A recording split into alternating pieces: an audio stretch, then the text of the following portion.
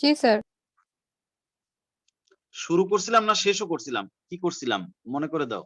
Sir শেষ করানো হয় না, কিছু কথা বাকি ছিল, আপনি বলবেন বলছিলেন এই ক্লাস। আচ্ছা ঠিক আছে, কিছু কথা বাকি ছিল, এখন বলবো। ঠিক আছে, লাইনে থাকো। তোমাদের আমি কিছু ছবি দিয়েছি গ্রুপে, দেখছো সেটা? জি স্যার। আচ্ছা, আমি একটু ছবির কাছে তোমাদেরকে একটু নিয়ে যাই।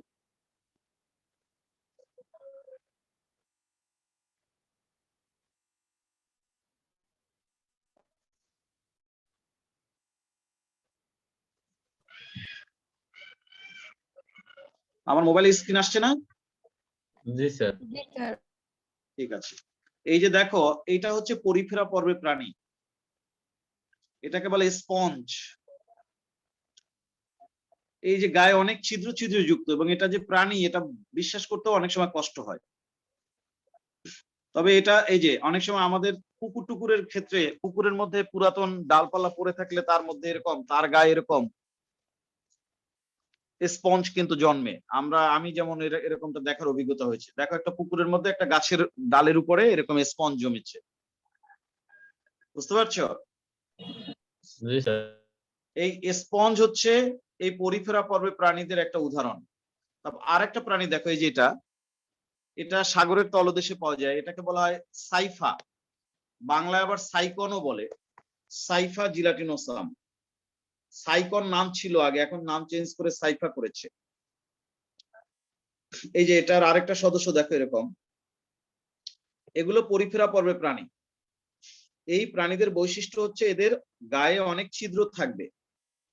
এই যে আমরা দেখতে পাচ্ছি এদের গায়ে অনেক ছিদ্র, চারপাশে গায়ে যে ছোট ছিদ্র থাকে এগুলোকে বলা হয় অস্টিয়াম।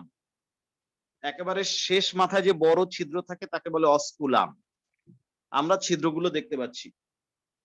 এবং এই পর্বে প্রাণীদের দেহের মাঝখানে একটা বড় গহ্বর থাকে, সেই গহ্বরটাকে বলা হয় স্পঞ্জোসিল।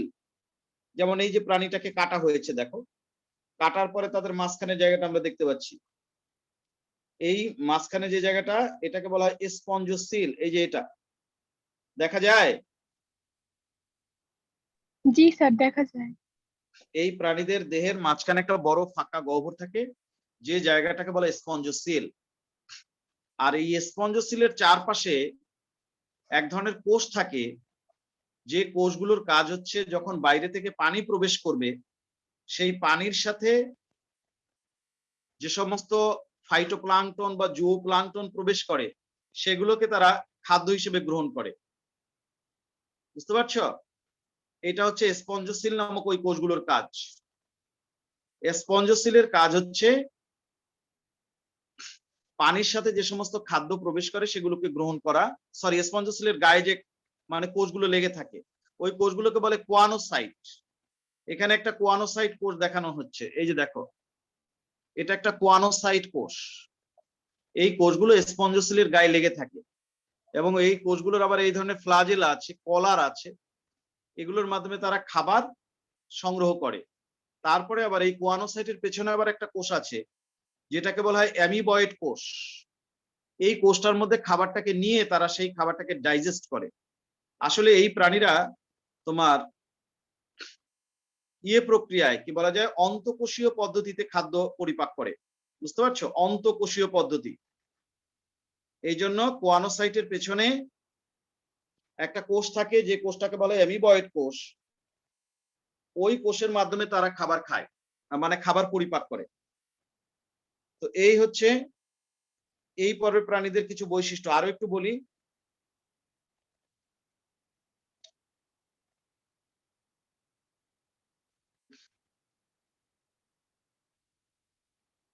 এই অপশন থেকে বের হবো কিভাবে? সেভ ছাড়া বের হতে বললাম। আচ্ছা ঠিক আছে, সেভ দিলাম। এরপরে দেখো, এই পর্বে প্রাণীদের এই যে কোয়ানোসাইট কোষটা দেখো, ওই যে ফ্লাজেলা মানে কোয়ানোসাইট কোষগুলো দেখো স্পঞ্জোসিলের গায়ে গায়ে লেগে আছে, দেখতে পাচ্ছ? বিশেষ ধরনের কোষ যাকে কোয়ানোসাইট কোষ বলে। আচ্ছা, একটা কোয়ানোসাইট কোষ আলাদাভাবে দেখলে এরকম। আচ্ছা, আর একটা বৈশিষ্ট্য বলি, এই পর্বে প্রাণীদের দেহের গায়ে এক ধরনের কাঁটা থাকে। এই যে কাঁটাগুলো দেখো এখানে দেখতে পাচ্ছ, বিভিন্ন রকমের কাঁটা, এই কাঁটাগুলো এদের গায়ে গায়ে গায়ে থাকে, প্রচুর পরিমাণে কাঁটা এদের গায়ে লেগে থাকে। এই কাঁটাগুলোকে বলা হয় স্পিকিউল। কাঁটাগুলোকে কি বলে বলো? স্পিকিউল। হ্যাঁ, স্পিকিউল। এই ধরনের অসংখ্য কাঁটা এদের গায়ে থাকে এবং এই স্পিকিউল নামক কাঁটাগুলো তৈরি হয় ক্যালসিয়াম কার্বনেট আর স্পঞ্জিন নামক এক প্রকার প্রোটিন, এই দুইটা উপাদান দিয়ে। ক্যালসিয়াম কার্বনেট এটা একটা চুন জাতীয় পদার্থ, আর স্পঞ্জিন হচ্ছে এটা একটা প্রোটিন। এই দুই উপাদানের সমন্বয়ে এক ধরনের কাঁটা তৈরি হয়, কাঁটাগুলোকে বলে স্পিকিউল। এদের গায়ে প্রচুর পরিমাণে স্পিকিউল নামক কাঁটা থাকে। আর একটা বৈশিষ্ট্য হচ্ছে এই পর্বের প্রাণীরা এরা উভলিঙ্গিক হয়ে থাকে। উভলিঙ্গিক, একই দেহে শুক্রাণু ডিম্বাণু দুইটাই জন্মায় এবং এরা ডিম পাড়ে। ডিম থেকে ছোট ছোট লার্ভা বের হয়। লার্ভাগুলো পানিতে সাঁতার কাটে। তারপর যখন লার্ভা আস্তে আস্তে পূর্ণাঙ্গ প্রাণীতে পরিণত হয় তখন তারা স্থির হয়ে যায়। কি বলেছে বুঝতে পারছো? লার্ভা দশায় তারা সাঁতার কাটতে পারে, কিন্তু লার্ভা দশা শেষ হয়ে যখন পূর্ণাঙ্গ দশা শুরু হয়, পূর্ণাঙ্গ হয়ে যায় প্রাণীটা, তখন আর তারা সাঁতার কাটে না, জলাশয়ের তলদেশে স্থির হয়ে যায়। এদের অধিকাংশ সদস্যই কিন্তু হচ্ছে সামুদ্রিক, তবে অল্প কিছু সদস্য আছে যারা মিঠা পানিতে জন্মায়। যেমন এই যে তোমার এই যে এটা স্পঞ্জের কিছু সদস্য আছে মিঠা পানিতে জন্মায়। আবার এই যে স্পঞ্জ এটা সামুদ্রিক। ঠিক আছে, আর একটা বৈশিষ্ট্য হচ্ছে এদের ভ্রূণ অবস্থায় কোষগুলো দুইটা স্তরে বিভক্ত থাকে, এবং শুধু ভ্রূণ অবস্থায় না, সারা জীবনই তাদের দেহের কোষগুলো দুইটা স্তরে বিভক্ত থাকে। বাইরের স্তরকে বলা হয় পিনাকোডার্ম, আর ভেতরের স্তরকে বলা হয় কোয়ানোডার্ম। এইভাবে এদের দেহের কোষগুলো দুইটা স্তরে বিভক্ত, পিনাকোডার্ম আর কোয়ানোডার্ম। দুই স্তরের মাঝে মেসেনকাইম নামক একটা অকোষীয় স্তর থাকে। আচ্ছা, আর একটা বৈশিষ্ট্য বলা যায়, এই প্রাণীদেরকে তুমি যদি কেটে একাধিক খণ্ডেও বিভক্ত করো, যেমন একটা এই যে এগুলোর একটা প্রাণী তুমি কেটে ফেললা বা ভেঙে ফেললা, কোনো সমস্যা নাই, কেটে ফেললে বা ভেঙে ফেললেও সে মরবে না, কারণ ওর দেহটাকে সে রিজেনারেট করার ক্ষমতা আছে। যে অংশটাকে তুমি কেটে ফেলবা ওই জায়গা থেকে আস্তে আস্তে নতুন কোষ তৈরি করে ওই জায়গাটাকে সে মেরামত করে নেবে। এই ক্ষমতাটাকে বলা হয় পুনরুৎপাদন বা রিজেনারেশন। এটা করার ক্ষমতা এই পর্বের প্রাণীদের আছে। বুঝতে পারছো? এবং আরেকটা বৈশিষ্ট্য হচ্ছে এই পর্বের প্রাণীরা এরা বহুকোষী, ঠিক আছে, কিন্তু কোষগুলো আলাদা আলাদা ভাবে কাজ করে, বিচ্ছিন্ন ভাবে কাজ করে। একটা কোষের কাজের সাথে আরেকটা কোষের কাজের কোনো কমিউনিকেশন নাই। এই জন্য এদেরকে বলা হয় কোষ মাত্রার প্রাণী।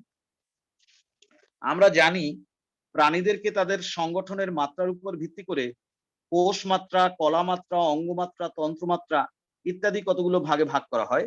সেই দৃষ্টিতে এরা হচ্ছে সবচেয়ে একদম প্রথম পর্যায়ের কোষ মাত্রার প্রাণী। এখানে কোষ পাওয়া যাবে কিন্তু অঙ্গ পাওয়া যাবে না, কারণ কোষগুলো পৃথকভাবে কাজ করে।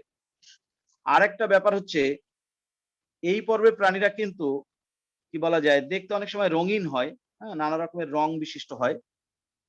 এই জন্য এরা সাগরের তলদেশে যখন প্রচুর পরিমাণে জন্মায় তখন দেখা যায় মানে দেখতে অনেকটা কি বলা যায় ফুলের মতো দেখায়, বেশ রঙিন টাইপের, সুন্দর টাইপের, বেগুনি, নীল, কমলা, লাল, নানা রকমের এরা শাখা প্রশাখা তৈরি করে।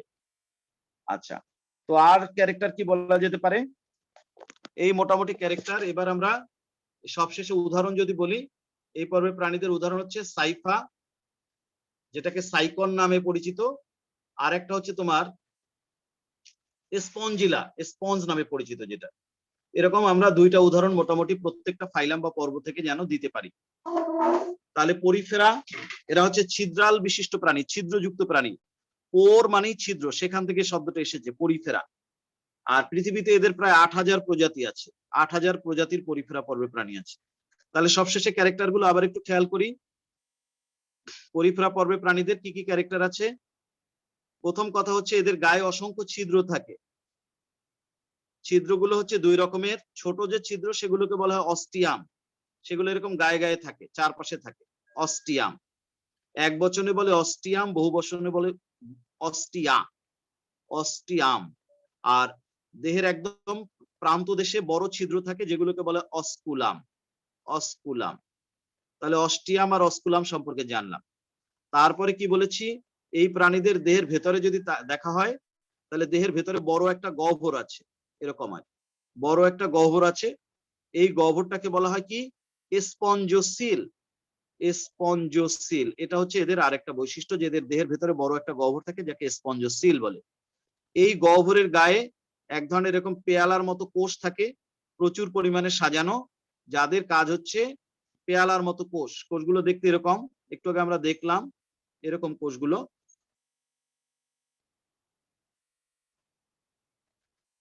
কোষের আবার এরকম লম্বা ফ্লাজেলার মতো বের হয়ে থাকে, এদের পেছনে আবার এরকমের একটা অ্যামিবার মতো কোষ লাগানো থাকে। এই যে বিশেষ ধরনের কোষটা পেয়ালার মতো, এই কোষটাকে বলা হয় কোয়ানোসাইট। কোয়ানোসাইট। স্পঞ্জোসিলের গায়ে প্রচুর পরিমাণে এরকম কোয়ানোসাইট কোষ লাগানো থাকে। এই কোষগুলোর কাজ হচ্ছে যে পানি প্রবেশ করে সেই পানির সাথে যে ফাইটোপ্লাঙ্কটন এবং জুওপ্লাঙ্কটন থাকে সেগুলোকে ধরে ভেতরে নিয়ে নেওয়া। তারপরে সেই খাদ্যটা ফাইটোপ্লাঙ্কটন বা জুওপ্লাঙ্কটন যেটা ওর খাদ্য, সেটা আস্তে আস্তে ও পেছনে পাঠিয়ে দেয়। পেছনে আরেকটা কোষ থাকে, এই কোষটাকে বলা হয় অ্যামিবয়েড কোষ। এই কোষটার মধ্যে ওরা খাবারটাকে নিয়ে পরিপাক করে। তার মানে এরা খাবারটাকে কোষের ভেতরে নিয়ে পরিপাক করে, যার নাম হচ্ছে অন্তঃকোষীয় পরিপাক। অন্তঃকোষীয় খাবারটাকে ভেতরে নিয়ে পরিপাক করে, যাকে অন্তঃকোষীয় পরিপাক বলে। আচ্ছা ঠিক আছে। তারপরে বলেছি কি এই প্রাণীদের কোষগুলো দুইটা স্তরে বিভক্ত থাকে। সমস্ত কোষগুলো দুইটা স্তরে বিভক্ত থাকে। ভ্রূণ থেকে শুরু করে সারা জীবন কোষগুলো এরকম দুইটা লেয়ারে বিভক্ত থাকে। সবচেয়ে বাইরের যে লেয়ার সেটাকে বলে পিনাকোডার্ম। পিনাকোডার্ম। আর ভেতরের যে লেয়ার তাকে বলে কি কোয়ানোডার্ম। যেহেতু কোয়ানোসাইট গুলো ওর গায়ে সেট করা থাকে, সেখান থেকে কোয়ানোডার্ম নাম হয়েছে। এটা আমরা জানলাম। আর কি এই প্রাণীরা সাধারণত হয়ে থাকে উভলিঙ্গিক। এরা সাধারণত উভলিঙ্গিক, একই দেহে শুক্রাণু এবং ডিম্বাণু দুইটাই জন্মায় এবং এরা ডিম তৈরি করে, ডিম পাড়ে। ডিম ফুটে প্রথম যে বের হয় সেটা লার্ভা। লার্ভা কাকে বলে? ডিম থেকে প্রথম যে প্রাণীটা বের হয় সেটা যদি পূর্ণাঙ্গ প্রাণীর মতো দেখতে না হয়, একটু অন্যরকম হয়, তখন তাকে বলা হয় লার্ভা। লার্ভাটা আস্তে আস্তে পূর্ণাঙ্গ প্রাণীতে রূপান্তরিত হবে। লার্ভা দশায় এরা সাঁতার কাটে, কিন্তু যখন পূর্ণাঙ্গ প্রাণীতে পরিণত হয় তখন আর এরা সাঁতার কাটতে পারে না, তখন জলাশয়ের তলদেশে স্থির হয়ে যায়। আর কি বলেছি, এই পর্বে প্রাণীদের গায়ে মানে চারপাশে ওয়ালে প্রচুর পরিমাণে এক ধরনের কাঁটা থাকে, ছোট ছোট সূচালো কাঁটা থাকে, প্রচুর পরিমাণে এক ধরনের কাঁটা থাকে। এই কাঁটাগুলোকে বলা হয় স্পিকিউল। কাঁটাগুলো দেখতে বিভিন্ন রকম, সূচালো, সরু, এরকম প্রচুর পরিমাণে এরকম স্পিকিউল নামক কাঁটা এদের গায়ে থাকে। স্পিকিউল নামক এক ধরনের কাঁটা থাকে। স্পাইক মানে কাঁটা, সেখান থেকে স্পিকিউল নাম এসেছে। এই কাঁটা তৈরি হয় কি দিয়ে? ক্যালসিয়াম কার্বনেট দিয়ে তৈরি হয়, প্লাস স্পঞ্জিন নামক এক প্রকার প্রোটিন দিয়ে তৈরি হয়। এই তাহলে আমরা ক্যারেক্টার গুলো জানলাম, তাই না? আর কি এদের রিজেনারেশন করার ক্ষমতা আছে। এদেরকে কেটে ছিঁড়ে বা ভেঙে ফেললেও এরা নষ্ট হয়ে যায় না, কাটা অংশটা আস্তে আস্তে রিপেয়ার করে একটা নতুন প্রাণীতে পরিণত হতে পারে। এই ক্ষমতাটাকে বলা হয় রিজেনারেশন বা পুনরুৎপাদন। এটার ক্ষমতা তাদের আছে। তাহলে এইভাবে আমরা, এবং এদের অধিকাংশ সদস্য হচ্ছে সামুদ্রিক, অল্প কিছু সদস্য আছে যারা মিঠা পানিতে বাস করে। আমরা জানলাম। সবশেষে আমরা উদাহরণ দিব দুইটা। এক হচ্ছে স্পঞ্জিলা, যেটাকে আমরা স্পঞ্জ নামে চিনি। আর একটা হচ্ছে এই প্রাণীটা যেটাকে আমরা সাইফা বলবো। সাইফা, আগে এটার নাম ছিল সাইকন, এখন বলা হয় সাইফা। সাইফা জিলাটিনোসাম। সাইফার অনেক প্রজাতি আছে, সাইফা লিখলেই চলবে। এই হচ্ছে পরিফেরা পর্বে প্রাণী। এবার আমরা দ্বিতীয় যে পর্ব, প্রাণী জগতের দ্বিতীয় পর্ব যেটা নিডারিয়া, সেই নিডারিয়া পর্ব নিয়ে এখন আলোচনা করব। নিডারিয়া, ঠিক আছে, খেয়াল করো। আমি আবার একটু তোমাদেরকে ছবির কাছে নিয়ে যাই, ছবি থেকে একটু কিছু কথা বলে আসি, তাহলে আমাদের আলোচনা করতে সুবিধা হবে।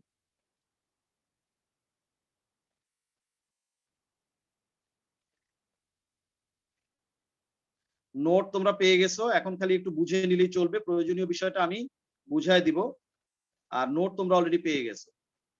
এবার আমরা নিডারিয়া পর্বে প্রাণীদের একটু ছবি দেখে আসি। নিডারিয়া পর্বে প্রাণী কারা? এখানে তোমরা একটা প্রাণী দেখতে পাচ্ছ, সবাই দেখতে পাচ্ছ কিনা বলো? জি স্যার। জি এটা স্যার। একটা হাইড্রা, এটা একটা হাইড্রা। এই হাইড্রা একটা নিডারিয়া পর্বে প্রাণী। আরেকটা প্রাণী দেখো এখানে, এটাকে বলে জেলিফিশ। এটা সামুদ্রিক এক ধরনের, দেখতে একদম সাদা বর্ণের, পানিতে সাঁতার কাটে। জেলিফিশ এর অনেক প্রজাতি আছে, এটাও একটা জেলিফিশ। এই যে হাইড্রা, জেলিফিশ, এগুলো হচ্ছে নিডারিয়া পর্বে প্রাণী। আমরা আদর্শ হিসেবে হাইড্রাকে ধরবো। একটা হাইড্রার দেহ যদি আমরা কাটি তাহলে কি দেখতে পাই? দেখো এখানে একটা হাইড্রার দেহ কাটা অবস্থায় ছবি আছে। আমি এখানে ইয়ে করতে পারি না, চিহ্নিত করতে পারি না। চিহ্নিত করতে গেলে আবার আমার সিলেক্ট করে রাখা লাগে। আমি এখান থেকে বের হয়ে যাই, একটু সিলেক্ট করে কথা বললে ভালো হবে। এই অপশনগুলো কম্পিউটারে পড়াতে গেলে খুব শান্তিতে পড়ানো যায়, দেখায় দেখায় সিলেক্ট করে করে। এখন এখানে যাই আমি, এই যে একটা হাইড্রা, এবার আরেকটা ছবি আসছে না তোমাদের সামনে? জি স্যার। এই হাইড্রার বৈশিষ্ট্যগুলো যদি আমি এখানে আলোচনা করি, তাহলে তোমার নিডারিয়া পর্বের বৈশিষ্ট্যগুলো চলে আসবে। প্রথম কথা হচ্ছে, এই প্রাণীদের কোষগুলো হবে দুইটা স্তরে বিভক্ত, এই একটা স্তর, এই একটা স্তর। বাইরের স্তরকে বলা হয় একটোডার্ম, ভেতরের স্তরকে বলা হয় এন্ডোডার্ম। দুই স্তরের মাঝে একটা অকোষীয় স্তর থাকে, যাকে বলা হয় মেসোগ্লিয়া। ছবিতে দেখতে পাচ্ছ কিনা জানি না, এই যে এখানে একটা দাগ টানা আছে দেখো, এই যে এটা হচ্ছে মেসোগ্লিয়া। তাহলে বোঝা যাচ্ছে পরিফেরা পর্বের প্রাণীরাও যেমন দ্বিস্তরী, এই নিডারিয়া পর্বের প্রাণীরাও কিন্তু দ্বিস্তরী। তবে পরিফেরা পর্বের ক্ষেত্রে বাইরের স্তরকে বলে পিরাকোডার্ম, ভেতরের স্তরকে বলে কোয়ানোডার্ম, কিন্তু নিডারিয়ার ক্ষেত্রে বাইরের স্তরকে বলে একটোডার্ম, ভেতরের স্তরকে বলা হয় এন্ডোডার্ম। আচ্ছা, প্রথমে একবার এখানে ছবিগুলো দেখো, তারপর আমি আবার একেও বুঝাই দিব, তখন আর অসুবিধা হবে না। আচ্ছা, পরবর্তী বৈশিষ্ট্য বলি। আগে কিন্তু এই পর্বের প্রাণীদেরকে নিডারিয়া পর্ব বলা হতো না, এই পর্বের আগে নাম ছিল সিলেন্টেরেটা। তার কারণ হচ্ছে, এই পর্বে প্রাণীদের দেহের মাঝখানে একটা বড় গহ্বর আছে, এই গহ্বরটাকে বলা হয় সিলেন্টেরন। দেখো ওরা লিখে রাখছে সিলেন্টেরন। ছবিগুলো কি তোমাদের স্ক্রিনে দেখা যায়? জি স্যার। দেখা যায়। এই সিলেন্টেরন নামক একটা বড় গহ্বর এদের দেহের মধ্যে আছে, এবং এই গহ্বরটা এমন, তার একদিক থেকে বদ্ধ, এই দিকটা বদ্ধ আটকানো, আর এক দিকটা উন্মুক্ত, এই আরেকটা দিক উন্মুক্ত। এই জন্য এই গহ্বরটার নাম হচ্ছে সিলেন্টেরন, অনেকটা স্যাক লাইক, বস্তার মতো। এবং এই সিলেন্টেরন নামক একটা গহ্বর আছে বলেই এদের আগে নাম দেওয়া হতো সিলেন্টেরেটা। কিন্তু বর্তমানে সিলেন্টেরেটা না দিয়ে নিডারিয়া দেওয়ার পেছনে কারণ কি? কারণ হচ্ছে, পরবর্তীতে দেখা গেছে এই পর্বে প্রাণীদের সবার মধ্যে আবার সিলেন্টেরন থাকে না। তখন তো একটা সমস্যা, অন্যান্য বৈশিষ্ট্য আছে কিন্তু সিলেন্টেরন নাই, এরকমও কিছু সদস্য আছে।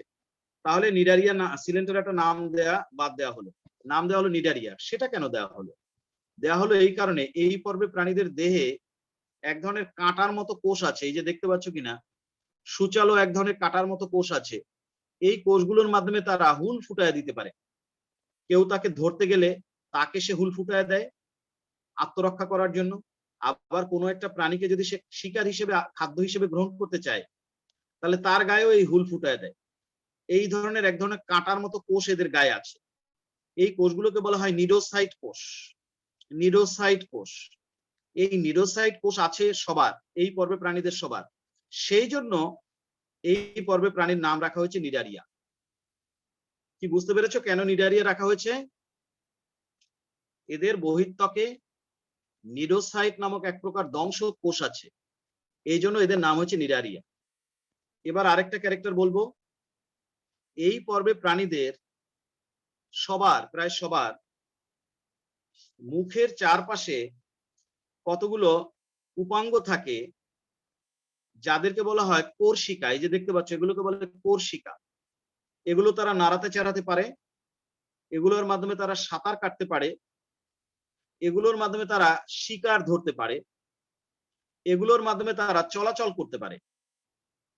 এইগুলোকে বলা হয় কোর্সিকা। এই যে দেখতে পাচ্ছ নিশ্চয়ই, ওই বিষাক্ত যে কোষগুলো এই কোর্সিকার মধ্যে সবচেয়ে বেশি পরিমাণে থাকে। এজন্য কোর্সিকা ব্যবহার করে তারা শিকার ধরতে পারে, আত্মরক্ষা করতে পারে। এই জন্য এই কোষগুলো এদের জন্য অত্যন্ত প্রয়োজনীয়। এই কোষগুলোর মাধ্যমে তারা শিকার ধরে, আত্মরক্ষা করে, এমনকি চলাচল করে, সাঁতার কাটে। এগুলোকে বলা হয় কোর্সিকা বা টেন্টাকল। এই রকমের একটা বিশেষ ধরনের অঙ্গ এদের গায়ে প্রচুর পরিমাণে থাকে, যেটাকে বলা হয় কোর্সিকা। তাহলে এটাও একটা গুরুত্বপূর্ণ বৈশিষ্ট্য।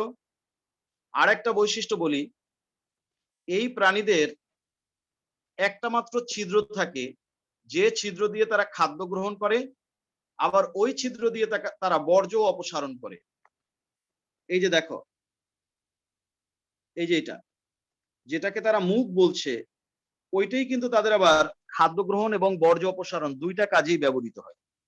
একই ছিদ্র তারা খাদ্য গ্রহণ এবং বর্জ্য অপসারণ দুইটা কাজেই ব্যবহার করে। আরেকটা বৈশিষ্ট্য হচ্ছে এদের মুখের চারপাশে একটু উঁচু একটা অঞ্চল থাকে, এই যে জায়গাটা, এই যে দেখতে পাচ্ছ, মুখের চারপাশটা একটু মোচার মতো এবং উঁচু, এই জায়গাটাকে বলা হয় হাইপোস্টোম। মুখের চারপাশটা একটু উঁচু, এই স্থানটাকে বলা হয় হাইপোস্টোম। ঠিক আছে, এই জিনিসটা এদের থাকে। আর একটা বৈশিষ্ট্য হচ্ছে এরা খাদ্য পরিপাক করে কিভাবে, এরা খায় কি, এরা সাধারণত মাংসাশী, মানে হচ্ছে বিভিন্ন ধরনের ছোট ছোট পোকামাকড় পানির মধ্যে থাকে যেটা প্রাণী জাতীয়, সেগুলো ওরা খায়। হ্যাঁ, এবং ওরা যে খাবারটা খায় সেই খাবারটা এই সিলেন্টরনের মধ্যে নিয়ে যায়। সিলেন্টরনের চারপাশে কতগুলো কোষ আছে, হ্যাঁ, গ্রন্থি কোষ বলে, ওই কোষগুলো দিয়ে তারা এক ধরনের পরিপাক রস উৎপাদন করে, যে রসের কারণে খাবারটা এখানে বসে পরিপাক হয়। হওয়ার পরে আবার এই চারপাশে আবার কতগুলো কোষ আছে, সেই কোষগুলো দিয়ে পরিপাককৃত খাদ্যের যে রস সেটাও শোষণ করে নেয়।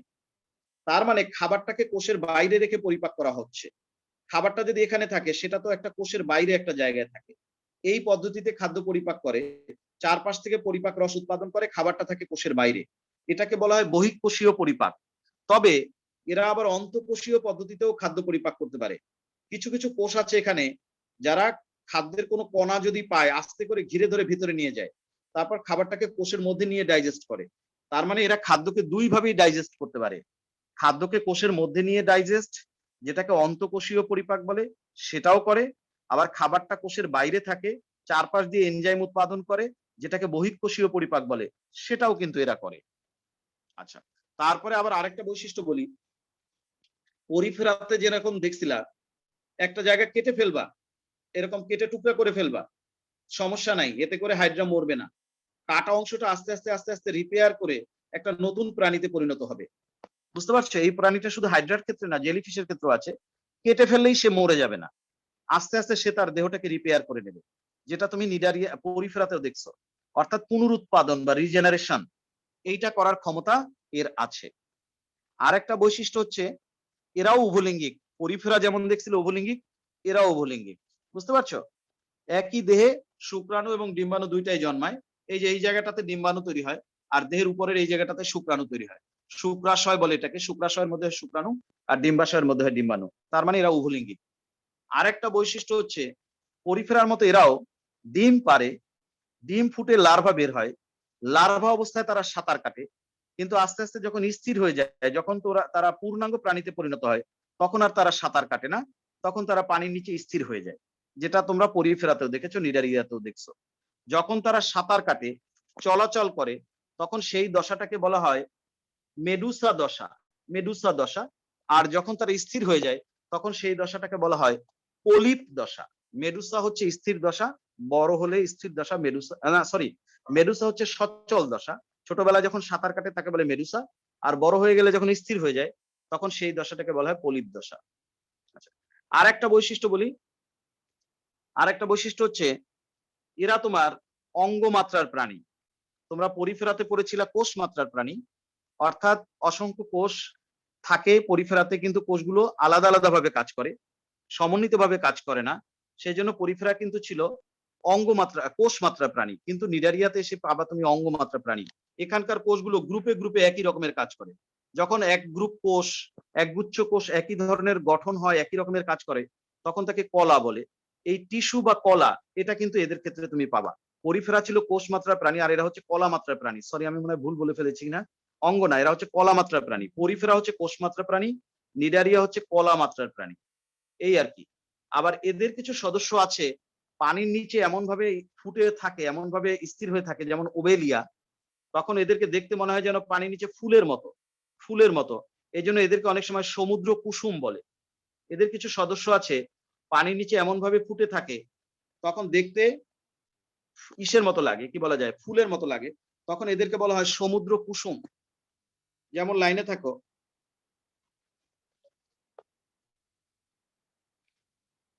লাইনে থাকো, সমুদ্র কুসুমের একটা এক্সাম্পল দেখায় নিয়ে আসি।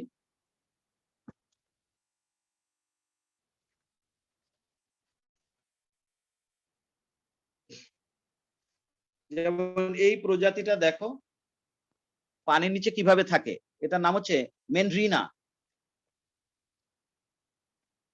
MEANDR,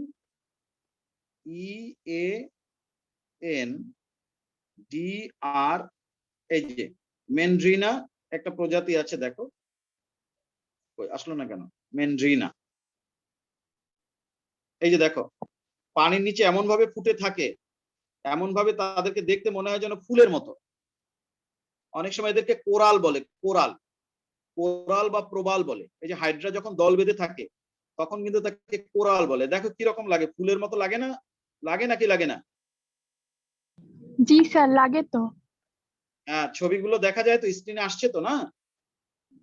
জি স্যার, আসছে। হ্যাঁ, সমুদ্রের তলদেশে তারা যখন এইভাবে প্রচুর পরিমাণে একত্রিত হয়ে ফুলের মতো ফুটে থাকে, এই জন্য এদেরকে অনেক সময় বলা হয় সমুদ্র কুসুম, সি রেইন ফরেস্ট বলে অনেক সময়।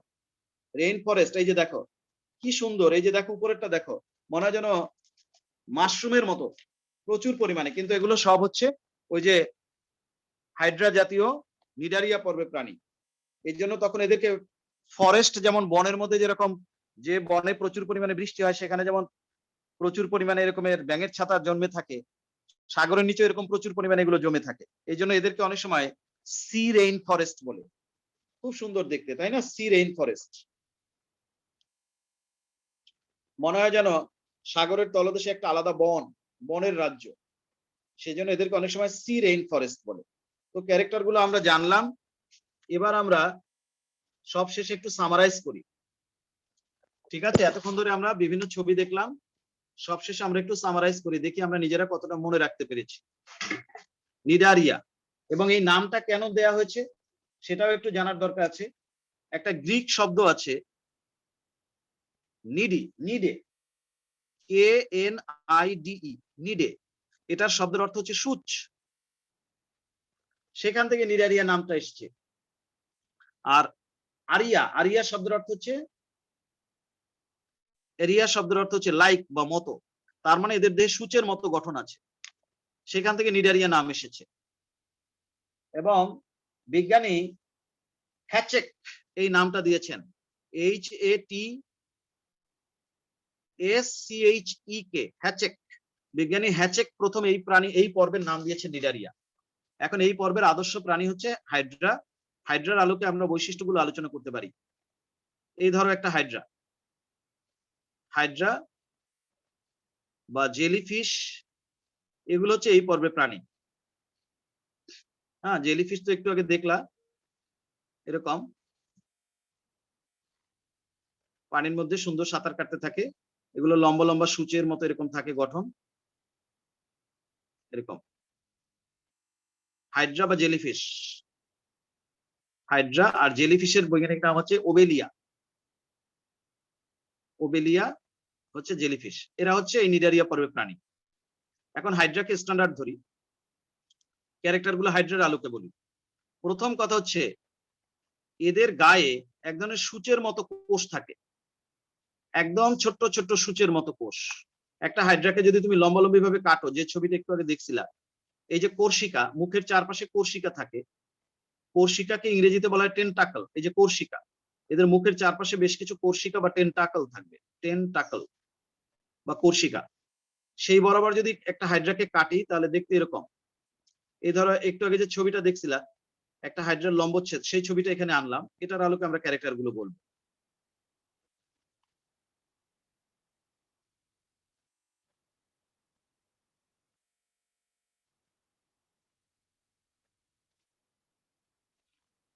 সেকেন্ড হাফে, রোজার দিনে সেকেন্ড হাফে খুব একদম এক্সস্টেড লাগে। ফার্স্ট হাফে যে ক্লাস নিছি সেগুলো তো বেশি একটা কষ্ট হয় না, এখন বেশি কষ্ট হচ্ছে। আচ্ছা, এই হচ্ছে কোর্সিকা, ওই যে কোর্সিকা গুলো দেখলা, বড় করে আমরা লম্বালম্বি ভাবে কেটেছি তাই এরকম দেখছি। এই হচ্ছে টেন্টাকল বা কোর্সিকা।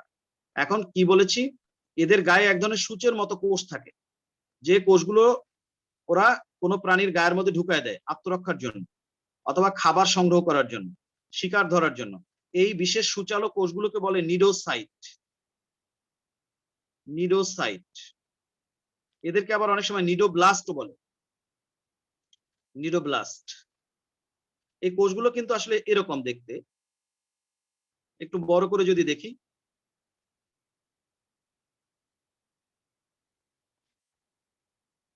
এরকম কোষগুলো, খুব ছোট ছোট কোষ, বুঝতে পারছো? কোষগুলো দেখতে এরকম, এখানে একটা ঢাকনার মতো থাকে আর এই ভেতরে একটা থলির মতো থাকে, সেটার মধ্যে একটা সুতা পেঁচানো থাকে এরকম, আর একটা কাঁটার মতো এরকম বাইরে বের হয়ে থাকে। যখনই নাড়া লাগে এই কাঁটাটা, এই কাঁটাটাকে বলে নিরোসিল, তখন এই ঢাকনাটা উল্টে যায়। ঢাকনাটা উল্টে গেলে ওর ভেতর থেকে ওই বিষাক্ত যে সুতাটা পেঁচানো থাকে সেটা এরকম জোরে বাইরে বের হয়ে আসে। ওই বিষাক্ত সুতাটা এরকম একদম জোরে বাইরে বের হয়ে আসে এরকম। একটা এরকমের একটা থলির মতো থাকে, ওই থলিটার মাথাটাই হচ্ছে সূচালো। এটা এরকম প্রথমে এই ঢাকনাটার নিচে এরকম পেঁচানো থাকে, কিন্তু যখনই এই নিডোসিল নামক এটায় নাড়া লাগে তখনই ভেতর থেকে বন্দুকের ট্রিগারের মতো ওই পেঁচানো সুতাটা একদম জোরে বাইরে সে থ্রো করে। থ্রো করলে এই যে থলিটা, এই থলিটার মধ্যে একটা বিষ থাকে, ওই বিষটা সে বাইরে বের করে দেয়। এই থলিটার নাম হচ্ছে নেমাটোসিস্ট। নেমাটোসিস্ট, এটার মধ্যে বিষ থাকে। আর এই পুরো কোষটার নাম হচ্ছে নিডোসাইট কোষ বা নিডোব্লাস্ট কোষ। ওই কোষের মধ্যে যে বিষপূর্ণ থলি থাকে আর একটা পেঁচানো লম্বা সূচের মতো সুতা থাকে, ওইটাকে বলে নেমাটোসিস্ট। এটা একটা অপারকুলাম বা ঢাকনা, এটা দিয়ে ঢাকনা দিয়ে আটকানো থাকে। আর এরকম একটা কাঁটার মতো বাইরে বের হয়ে থাকে। কাঁটাটা খুব সেন্সর অর্গান, এটাতে নাড়া লাগলেই ঢাকনা তার ঝটকা মেরে একদিকে খুলে যায়, আর ওই পেঁচানো সুতাটা সে বাইরে থ্রো করে একটা প্রাণীর গায়ের মধ্যে ঢুকায় দেয়। তখন এখানে একটা বিষ থাকে, বিষটাকে বলে হিপনোটক্সিন। ওই বিষটা যখন কোনো প্রাণীর গায়ের মধ্যে ঢোকে তখন প্রাণীটা আস্তে আস্তে অবশ হয়ে যায় অথবা জ্বালা যন্ত্রণা করে। আর ওই বিষাক্ত থলিটার নাম হচ্ছে নেমাটোসিস্ট, আর পুরো কোষটার নাম হচ্ছে নিডোসাইট। তো এই ধরনের এক ধরনের বিশেষ বিষাক্ত কোষ এদের গায়ে থাকে। এই নিডোসাইট বা নিডোব্লাস্ট নামক কোষ থাকে বলেই এই পর্বের নাম দেওয়া হয়েছে নিডারিয়া। আচ্ছা, তারপরের ক্যারেক্টার কি? এদের দেহ দুই স্তরে বিভক্ত। বাইরের স্তরকে বলা হয় এক্টোডার্ম আর ভেতরের স্তরকে বলা হয় এন্ডোডার্ম। দুই স্তরের মাঝে একটা অকোষীয় স্তর থাকে জেলির মতো এরকম। এই জেলির মতো স্তরটাকে বলা হয় মেসোগ্লিয়া। মেসোগ্লিয়া মনে থাকবে তো? আচ্ছা, এদের দেহের ভেতরে একটা বড় গহ্বর থাকে। এই গহ্বরটার নাম হচ্ছে সিলেন্টেরন, যার একদিক খোলা একদিক বন্ধ। এরা একই ছিদ্র দিয়ে খাদ্য গ্রহণ করে এবং বর্জ্য অপসারণ করে। একই ছিদ্র মুখ এবং পায়ু দুই কাজে ব্যবহৃত হয়। এদের মুখের চারপাশটা উঁচু, এই উঁচু অঞ্চলটাকে বলা হয় হাইপোস্টোম। তারপরে এরা খাদ্য কিভাবে পরিপাক করে? দুই ভাবে পরিপাক করে। খাদ্যটা এখানে থাকে কোষের বাইরে, চারপাশ দিয়ে এনজাইম উৎপাদন করে, খাবারটা এখানে বসে হজম হয় সিলেন্টেরনের মধ্যে বসে। সেটাকে বলে বহিঃকোষীয় পরিপাক। খাবারটা কোষের বাইরে থাকবে। আর একটা কি, তা নয়, খাবারটাকে কোষের মধ্যে নিয়ে নিব। এখানে সাইডে কিছু কোষ আছে যারা খাবারটাকে ভেতরে নিয়ে নিতে পারে, তারপর কোষের মধ্যে বসে খাবার পরিপাক করে, সেটাকে বললে অন্তঃকোষীয় পরিপাক। আর কি, এই প্রাণীটাকে কাটলেও মরবে না, আস্তে আস্তে নতুন কোষ তৈরি করে কাটা জায়গাটাকে রিপেয়ার করে নিবে, এই ক্ষমতা তার আছে। এই ক্ষমতাকে কি বলে? রিজেনারেশন। ইংরেজিতে বলে রিজেনারেশন,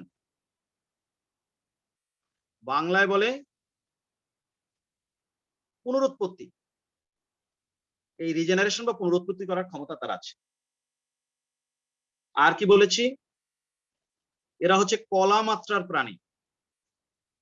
এরা অসংখ্য কোষ দিয়ে তৈরি, অনেকগুলো কোষ গ্রুপে গ্রুপে কাজ করে, সেজন্য এদেরকে বলা হয় কলা মাত্রার প্রাণী। আর কি বলেছি? বলেছি এরা উভলিঙ্গিক হয়ে থাকে সাধারণত, একলিঙ্গিকও আছে, তবে সাধারণত উভলিঙ্গিক। একই দেহে শুক্রাণু আর ডিম্বাণু তৈরি করে। তারপর কি বলেছি? এরা ডিম পাড়ে, ডিম থেকে লার্ভা বের হয়। লার্ভাটা সচল, সাঁতার কাটে। লার্ভা দশাটাকে বলা হয় মেডুসা দশা। তারপরে যখন লার্ভা থেকে পূর্ণাঙ্গ প্রাণী হয়,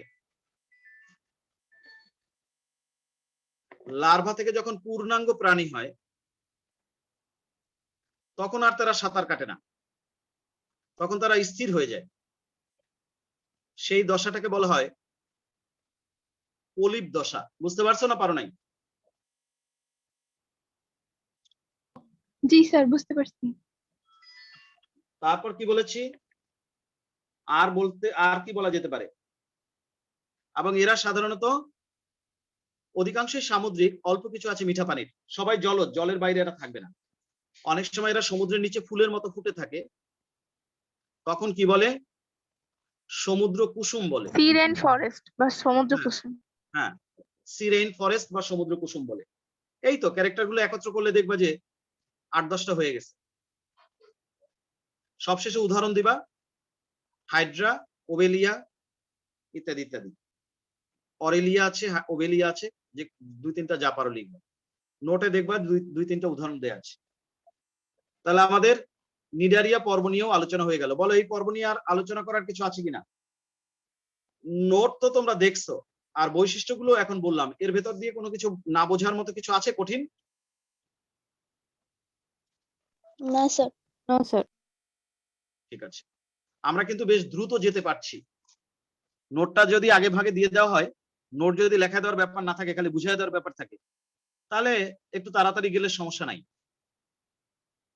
কারণ তোমরা তো ওদের সাথে একই সাথে পরীক্ষা দিতে হবে, এই জন্য যত তাড়াতাড়ি যাওয়া যায়।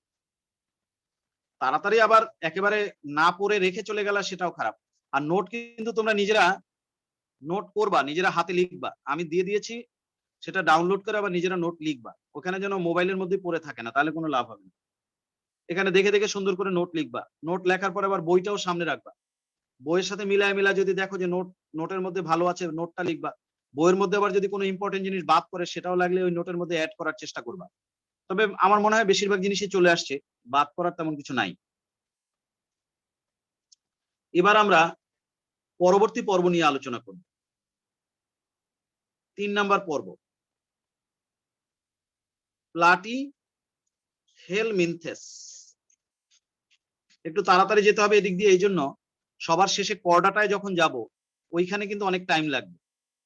ওইখানে প্রশ্ন আসেও পরীক্ষায় বেশি, বোঝারও অনেক বিষয় আছে, এই কারণে এদিকে অত বেশি সময় দেওয়ার দরকার নেই। প্লাটি হেলমিনথেস নামটার মধ্যেই কিছুটা রহস্য আছে। আসলে প্লেট থেকে প্লাটি কথাটা আসছে। প্লেট, প্লেট মানে কি, চ্যাপ্টা। আর হেলমিন্থ এই শব্দটার অর্থ হচ্ছে কৃমি। তাহলে বোঝাই যাচ্ছে এখানে এমন প্রাণীদের কথা বলা হবে যারা চ্যাপ্টা কৃমি নামে পরিচিত। ঠিক আছে, চ্যাপ্টা কৃমি। এবং বিজ্ঞানী গোগেনবার্গ প্রথম এই নামটা দিয়েছেন। কোন পর্বের নাম কে দিয়েছেন সেটা হয়তো তোমার নোটে নাও থাকতে পারে, ওটা তোমার বইয়ে আছে, সেখান থেকে পারলে একটু দেখে নিবা। কার্ল গোগেনবার্গ। কারণ জুওলজি বা বোটানিতে অনেক ছোট ছোট তথ্য আছে, পরীক্ষায় যে কোনোটা এমসিকিউর মধ্যে দিয়ে দিলে মুশকিল। প্লাটি হেলমিনথেস পর্বের নাম দিয়েছেন বিজ্ঞানী কার্ল গোগেনবার্গ। আমরা একটু এই পর্বে প্রাণীর ছবি দেখে আসি। লাইনে থাকো।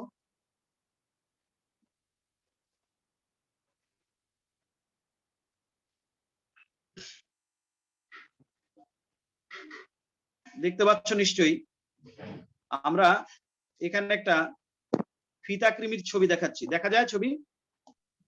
জি স্যার। জি স্যার। এটা কিন্তু একটা ফিতা কৃমি নামে পরিচিত, যেটা আমাদের পেটের মধ্যে থাকে।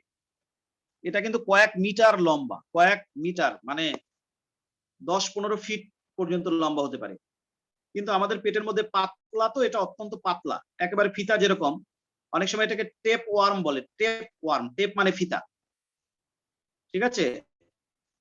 সেই পাতলা ফিতার মতো, তো তাই এটা ভাঁজ হয়ে থাকতে পারে, তেমন একটা জায়গা লাগে না।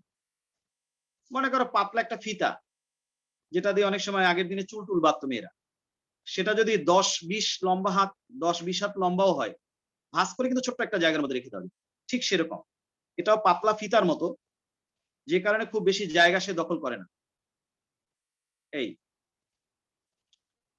এটার বৈজ্ঞানিক নাম হচ্ছে টিনিয়া সোলিয়াম। টিনিয়া সোলিয়াম বলে। এটা একটা প্লাটিহেলমিনথেস পর্বের প্রাণী।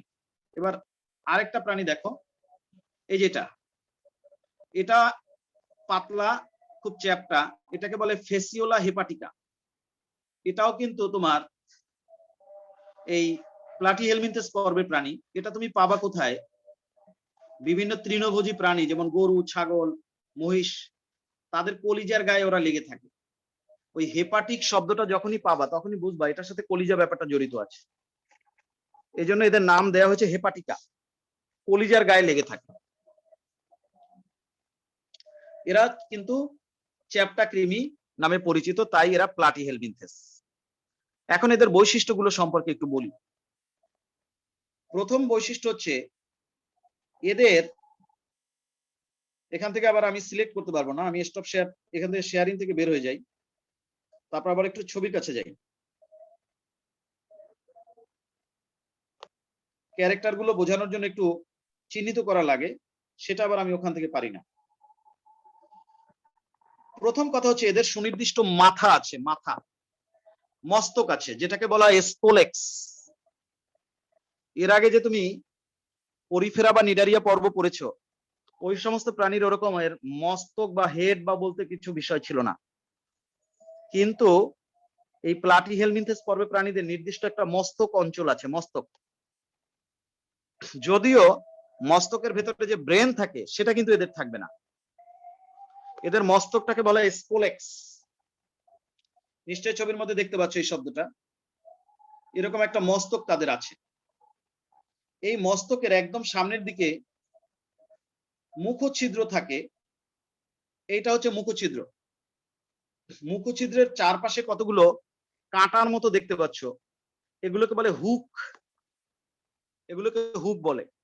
মুখছিদ্রের চারপাশে কতগুলো কাঁটার মতো থাকে, আর মুখছিদ্রটাকে বলা হয় রোস্টেলাম। মস্তকটাকে বলা হয় স্পোলেক্স, আর মুখের ছিদ্রটাকে বলা হয় রোস্টেলাম। এই যে দেখো দুই সারি হুক থাকে এদের মুখের চারপাশে, ছবির মধ্যে দেখতে পাচ্ছ কিনা জানি না, শব্দগুলো দেখা যায়, পড়া যায়। এই হচ্ছে মাথা, জি স্যার। মাথাটাকে আমি বলবো স্পোলেক্স বললাম।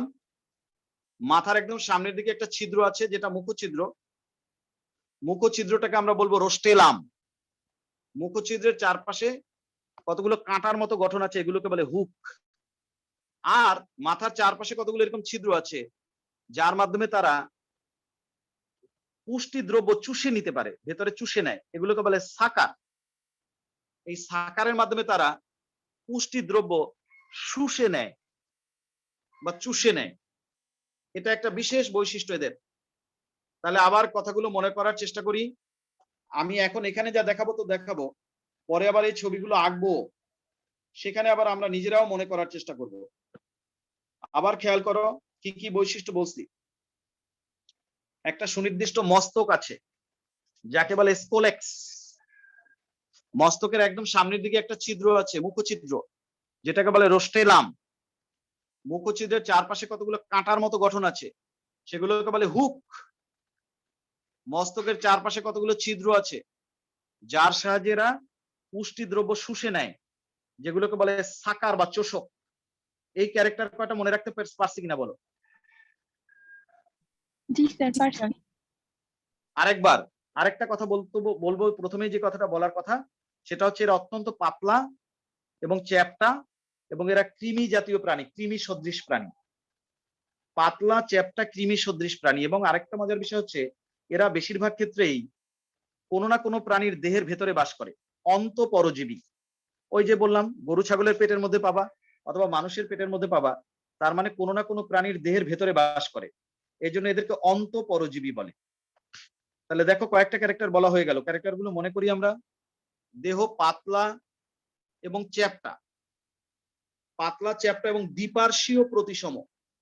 দ্বিপার্শ্বীয় প্রতিসম, এদের দেহে দুইটা সাইড আছে, একটা সাইডকে পিঠের দিক আর একটা সাইডকে পেটের দিক আলাদাভাবে বোঝা যায়, এই জন্য এদেরকে বলা হয় দ্বিপার্শ্বীয় প্রতিসম। এরা দ্বিপার্শ্বীয় প্রতিসম। এদের নির্দিষ্ট একটা মাথা আছে, মস্তক আছে, তবে মস্তকের ভেতরে কোনো মস্তিষ্ক নাই, ব্রেন মানে মস্তিষ্ক সেটা নাই, কিন্তু হেড মানে মস্তক সেটা আছে। আর মাথাটাকে বলা হয় স্পোলেক্স। মাথার সামনের দিকে একটা ছিদ্র আছে, মুখছিদ্র, যেটাকে বলে রোস্টেলাম। মুখছিদ্রের চারপাশে কতগুলো কাঁটার মতো গঠন থাকে যাদেরকে বলা হয় হুক।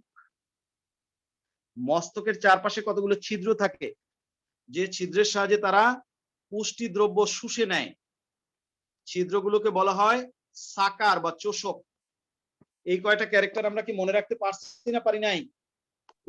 পারছি স্যার। পারছি। এবার আর অন্যান্য ক্যারেক্টার বলবো।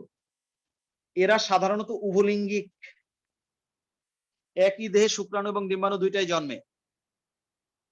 তারপরে হচ্ছে এরা ত্রিস্তরী, ভ্রূণাবস্থায় এদের কোষগুলো 3টা স্তরে বিভক্ত হয়, এক্টোডার্ম, মেসোডার্ম আর এন্ডোডার্ম। পরিফেরা নিডারিয়া ছিল দ্বিস্তরী, কিন্তু এখান থেকে শুরু হচ্ছে ত্রিস্তরী, মনে থাকবে? তবে এরা উভলিঙ্গিক। আরেকটা ক্যারেক্টার হচ্ছে এদের প্রত্যেকটা কোষে একাধিক নিউক্লিয়াস থাকে, অর্থাৎ এদের কোষগুলো একাধিক নিউক্লিয়াস বিশিষ্ট, মনে থাকবে? প্রত্যেকটা কোষে একাধিক নিউক্লিয়াস থাকে। আর একটা ক্যারেক্টার হচ্ছে এরা হচ্ছে অঙ্গমাত্রার প্রাণী, অঙ্গমাত্রার। পরিফেরা ছিল কোষ মাত্রার প্রাণী, নিডারিয়া ছিল কলা মাত্রার প্রাণী, অনেকগুলো কলা নিয়ে তৈরি হয় অঙ্গ বা অর্গান। এরা হচ্ছে অঙ্গমাত্রার প্রাণী, এদের দিয়ে বিভিন্ন রকমের অঙ্গ পাওয়া যাবে। আর একটা হচ্ছে এরা কি বলা যায়, ত্রিস্তরী বা ট্রিপ্লোব্লাস্টিক, কিন্তু এদের দেহের ভেতরে কোনো গহ্বর থাকে না, সিলোম থাকে না। পুরো দেহটাকে যদি আড়াআড়ি ভাবে কাটো তাহলে দেখবা দেহের ভেতরে কোনো ফাঁকা জায়গা নাই। সিলোম বিহীন প্রাণী বা অ্যাসিলোমেট প্রাণী। আরেকটা বৈশিষ্ট্য হচ্ছে এদের দেহে এক ধরনের কোষ আছে, যে কোষগুলোর মাধ্যমে এরা বর্জ্য পদার্থ সংগ্রহ করে দেহের ভিতরে থেকে, তারপরে সেই বর্জ্যটাকে আস্তে করে দেহের বাইরে বের করে দেয়। সেই কোষগুলোকে বলা হয় শিখা কোষ। আমি একটা ছবি দেখাই তোমাদের, সেই ছবির মধ্যে তুমি দেখবা মোমবাতির শিখার মতো এক ধরনের কোষ আছে এদের গায়ে। এই যে কোষ দেখো, এই কোষটার দিকে তাকাও, এই কোষটা দেখতে অনেকটা মোমবাতির শিখার মতো। এই কোষগুলো এদের গায়ে প্রচুর পরিমাণে সেট করা আছে। কোথায় সেট করা আছে দেখো, এই যে এখানে সেট করা আছে, এই পুরো এই লাইন জুড়ে প্রচুর পরিমাণে ছোট ছোট মোমবাতির শিখার মতো কোষ লাগানো আছে। এই কোষগুলোকে বলে শিখা কোষ। এই কোষগুলো দেহ থেকে বর্জ্য পদার্থ শোষণ করে, ছিদ্র আছে, এই যে দেহের বাইরে ছিদ্র আছে, সেই ছিদ্র দিয়ে তারা বাইরে বের করে দেয়। এই যে দেখো, এই হচ্ছে কোষটা, এই হচ্ছে কোষ, আর এই হচ্ছে দেহের বর্ডারটা, সাইডটা, এখানে একটা ছিদ্র আছে। ওরা যে বর্জ্যটা সংগ্রহ করে, এই জায়গা থেকে বর্জ্য ওরা সংগ্রহ করে, এই নলের মাধ্যমে সেই বর্জ্যটা পাঠিয়ে দেয়। এখানে আবার একটা টিউবের মতো জায়গা আছে, এখানে বর্জ্যটা জমা থাকে, পরে আবার দেহের বাইরে ছিদ্র আছে, ওই যে লেখা আছে দেখো এক্সক্রিটরি পোর, এক্সক্রিটরি মানে যেখান থেকে ওরা রেচন করে। দেহের ভেতরে যে সমস্ত নাইট্রোজেন ঘটিত বর্জ্য পদার্থ সংগ্রহ হয়, ইউরিয়া, ইউরিক অ্যাসিড, সেগুলো এই শিখা কোষের মাধ্যমে সংগ্রহ করে শিখা কোষের এক প্রান্তে একটা ছিদ্র আছে, ছিদ্র দিয়ে দেহের বাইরে বের করে দেয়। এই বিশেষ ধরনের বর্জ্য সংগ্রাহক কোষ, রেচন কোষ এদের দেহের মধ্যে আছে, যে কোষগুলোকে বলা হয় শিখা কোষ। তাহলে এই ক্যারেক্টার গুলো আমরা জানলাম। এখন আমরা খাতায় চলে যাই। যে ক্যারেক্টার গুলো এতক্ষণ আলোচনা করেছি, এরাও ডিম পারে, এরাও ডিম থেকে লার্ভা উৎপাদন করে, লার্ভা আস্তে আস্তে পূর্ণাঙ্গ প্রাণীতে পরিণত হয়। এবার আমরা ক্যারেক্টার গুলো বলার চেষ্টা করি, এবং আমরা এখানে আদর্শ প্রাণী হিসেবে ওই যে ফিতাকৃমি যেটা আমাদের গায়ের মধ্যে থাকে সেটার কথাই বিবেচনা করি। ফিতাকৃমি, ফিতাকৃমির আলোকে আমরা ক্যারেক্টার গুলো আলোচনা করি। ঠিক আছে, আরেকটা ক্যারেক্টার ওরা এখনো বলি নাই, আমি বলবো এখনই। এই এদের দেহ অত্যন্ত পাতলা, অত্যন্ত চ্যাপ্টা ফিতার মতো। এরা কৃমি জাতীয় প্রাণী, সাধারণত কোনো না কোনো প্রাণীর দেহের ভেতরে অন্তঃপরজীবী হিসেবে বাস করে। ঠিক আছে, আঁকলাম। এখন ক্যারেক্টার গুলো বলি। দেহ পাতলা, চ্যাপ্টা, দ্বিপার্শ্বীয়, প্রতিসম, পাইলাম। কোনো না কোনো প্রাণীর দেহের ভেতরে বসবাস করে অন্তঃপরজীবী হিসেবে, আচ্ছা পাইলাম। একটা নির্দিষ্ট মাথা থাকে, মস্তক, নাম হচ্ছে স্পোলেক্স, পাওয়া গেল? কথা বলিও, জি পাওয়া গেল কিনা? স্যার। মস্তকের সামনের দিকে একটা ছিদ্র আছে, ছিদ্রটার নাম হচ্ছে রোস্টেলাম। ছিদ্রটার চারপাশে কতগুলো কাঁটার মতো গঠন আছে, এগুলোকে বলে হুক। হুক। এক সারি বা দুই সারি হুক থাকতে পারে। মস্তকের চারপাশে কতগুলো ছিদ্র আছে, এই ছিদ্রগুলোর মাধ্যমে তারা পুষ্টি দ্রব্য শুষে নেয়, এগুলোকে বলে সাকার বা চোষক। ঠিক আছে? তারপরে এরা হচ্ছে ত্রিস্তরী প্রাণী। ভ্রূণ অবস্থায় এদের কোষগুলো 3টা স্তরে বিভক্ত থাকে, এক্টোডার্ম, মেসোডার্ম আর এন্ডোডার্ম। ঠিক আছে? এরা অঙ্গমাত্রার প্রাণী, অঙ্গমাত্রা প্রাণী। আর হচ্ছে এরা হচ্ছে সিলোমবিহীন। সিলোমবিহীন।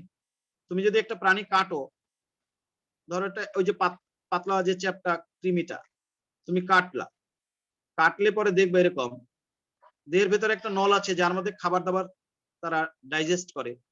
এই এটা পৌষ্টিক নল, আর এটা হচ্ছে দেহের চারপাশের আবরণ। তাহলে এটা যদি পৌষ্টিক নল হয় আর এটা যদি দেহের চারপাশের আবরণ হয়, তাহলে সিলোমটা কোথায়? সিলোম নাই। এদের দেহের মধ্যে কোনো সিলোম বলতে কিছু নাই, এরা সিলোমবিহীন প্রাণী। তারপরে কি, এদের কোষ বহু নিউক্লিয়াস বিশিষ্ট। প্রত্যেকটা কোষে একাধিক নিউক্লিয়াস থাকে, মনে থাকবে? তারপরে কি, এদের গায়ে এক ধরনের কোষ আছে যে কোষগুলোকে দেখতে অনেকটা মোমবাতির শিখার মতো মনে হয়, মোমবাতির শিখার মতো, এরকম এরকম মোমবাতির শিখা যেরকম থাকে এরকম মোমবাতির শিখার মতো এক ধরনের কোষ থাকে। এই যে এই কোষটাকে বলা হয় শিখা কোষ। শিখা কোষ ও কি করে, দেহ থেকে ইউরিয়া, ইউরিক অ্যাসিড, এই সমস্ত নাইট্রোজেন গঠিত বর্জ্য শোষণ করে ওর শেষ প্রান্তে একটা থলি আছে, থলির মাথায় আবার একটা ছিদ্র আছে, ওই ছিদ্র দিয়ে বাইরে সেটা বের করে দেয়। এই বিশেষ এক ধরনের রেচন কোষ যার নাম শিখা কোষ, সেটা এই পর্বে প্রাণীদের মধ্যে পাওয়া যায়। শিখা কোষকে আবার অনেক সময় প্রোটোনেফ্রিডিয়া, শিখা কোষকে আবার অনেক সময় প্রোটোনেফ্রিডিয়া বা সোলেনোসাইট কোষও বলে। সোলেনোসাইট একই জিনিস, যাহা প্রোটোনেফ্রিডিয়া তাহাই সোলেনোসাইট, তাহাই শিখা কোষ বা ফ্লেম সেল। আচ্ছা, আর একটা বৈশিষ্ট্য কি বলতে পারি, এরা উভলিঙ্গিক। উভলিঙ্গিক এবং এরাও ডিম পারে এবং এদেরও লার্ভা দশা আছে। আর কি, এরা কি বলা যায়, অঙ্গমাত্রার প্রাণী, সেটা মনে হয় বলে ফেলেছি। অঙ্গমাত্রার প্রাণী এই। আর কি বলা যেতে পারে? অন্তঃপরজীবী। এরা অন্তঃপরজীবী, কোনো না কোনো প্রাণীর দেহের ভিতরে সাধারণত বসবাস করে। এই তো, পৃথিবীতে এদের প্রায় 20,000 প্রজাতি আছে। প্রজাতি কিন্তু কম না, পৃথিবীতে এদের প্রায় 20,000 প্রজাতি আছে। তো যাই হোক, সবশেষে আমরা অন্তত 2টা প্রাণীর যেন উদাহরণ দিতে পারি। একটা হচ্ছে এই যে ফিতাকৃমি, যেটা আমাদের পেটের মধ্যে পাওয়া যায়, এটা হচ্ছে taenia solium, TAENIA, taenia solium, SOLIUM, solium, ফিতাকৃমি। আর ওই যে গরু ছাগলের পেটের মধ্যে যে পাওয়া যায়, হ্যাঁ, পাতলা পাতলা চ্যাপ্টা যে কৃমিগুলো কলিজার সাথে লেগে থাকে, হ্যাঁ, ওই কৃমিটার নাম হচ্ছে ফ্যাসিওলা হেপাটিকা। কলিজা কৃমিও বলে অনেক সময়, যকৃৎ কৃমি বা কলিজা কৃমি বলে। বৈজ্ঞানিক নাম হচ্ছে ফ্যাসিওলা হেপাটিকা। তাহলে আমরা আজকে 3টা পর্ব সম্পর্কে একদম স্পষ্ট ধারণা পেলাম, পরিফেরা, নিডারিয়া আর প্লাটিহেলমিনথেস। আগামী ক্লাসে আমরা আরো 3-4টা পড়ে ফেলবো। আছে তো মোট 9টা, পড়াটাতে একটু সময় বেশি লাগবে। তো আমাদের এই চ্যাপ্টার কিন্তু পড়তে অত বেশি সময় লাগবে না, আমরা ঈদের আগে আরো কয়েকটা ক্লাস পাবো, প্রায় শেষ করে ফেলবো ঈদের আগে এই চ্যাপ্টারটা। যদিও চ্যাপ্টারটা বেশ বড়, কম না, কিন্তু ওই যেহেতু নোট আমি দিয়ে দিচ্ছি, যে কারণে বুঝাই দিলে সময় আর খুব বেশি লাগবে না। কিন্তু পড়া যেন স্থায়ীভাবে ভালোভাবে পড়া হয়। আমি যখন শেষ করব, ওইটুকু যেন তোমারও শেষ হয়ে যায়, তুমিও যেন বই এবং নোট মিলায়া ওইটুকু সুন্দর করে শেষ করে রাখতে পারো। তো সবাই ভালো থাকো, আমি কিছুক্ষণ পরে রেকর্ড গ্রুপে দিয়ে দিব। সবাই ভালো থাকো, আল্লাহ হাফেজ। নোটটা নিজে করো, বইটাও ভালো করে একটুখানি দেখো, বই এবং নোট মিলায় পড়ো, নোটটা মুখস্থ করো। সময় খুব বেশি নিব না। আল্লাহ হাফেজ, সবাই ভালো থাকো। বলো।